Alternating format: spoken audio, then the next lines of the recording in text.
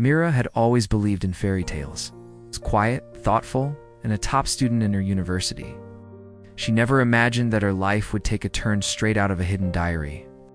When Arav walked into her life, confident, charming, and mysterious, he was everything her parents warned her about. And yet, he was also everything she had never known she needed. They met during late-night study sessions in the library, where glances turned into whispers, and whispers turned into touches.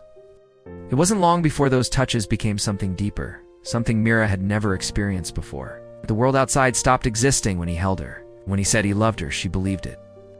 It happened one night in his apartment, when the rain was thundering and the city was asleep. There was no planning, no talking, no second thoughts, only two people convinced that the moment was real. Mira surrendered herself completely, believing it was love, believing it was forever. Weeks passed. Arav still smiled at her the same way, but his texts became shorter, his calls became rarer. And when Mira missed her period, panic began to wrap its cold fingers around her. At first, she blamed stress. Then she bought a test, and then another, and another.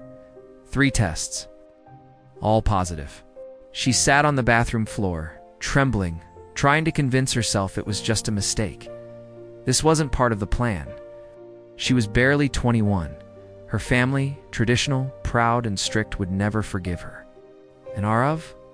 What would he say? When she finally told him, Arav didn't speak for a full minute.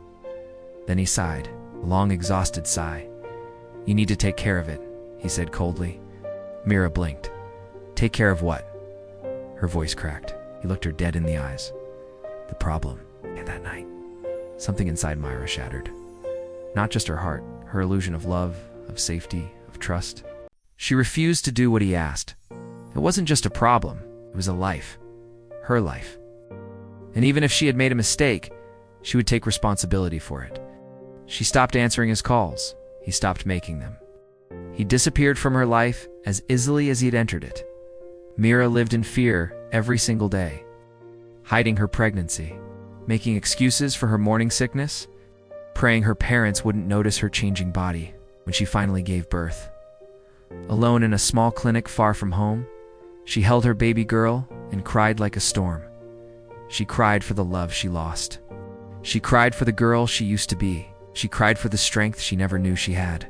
Mira never told her family the truth. She raised her daughter as a relative's child and built a quiet, honest life. Arav was gone, just a ghost of a bad dream. But every time she looked at her daughter, she felt both the weight of the past and the fire of her survival. She had lost everything, except herself. Because sometimes the worst heartbreaks don't leave bruises on your skin.